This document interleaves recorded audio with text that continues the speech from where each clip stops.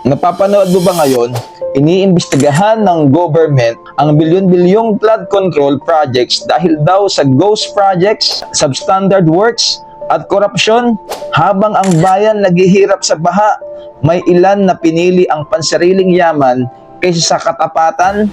Ganyan din ang larawan sa Revelation 13. Lumitaw ang mga halimaw, nag-aalok ng kapangyarihan, pero kapalit ay pagsamba at kasinungalingan. Korupsyon ng puso ang dala at marami ang nadadala dahil sa takot at kagustuhan ng kapangyarihan. Pero malinaw ang tawag ng Diyos, manatiling tapat kahit may pressure. Mga kapatid, madaling mahulog sa tukso ng shortcuts, pera o impluwensya.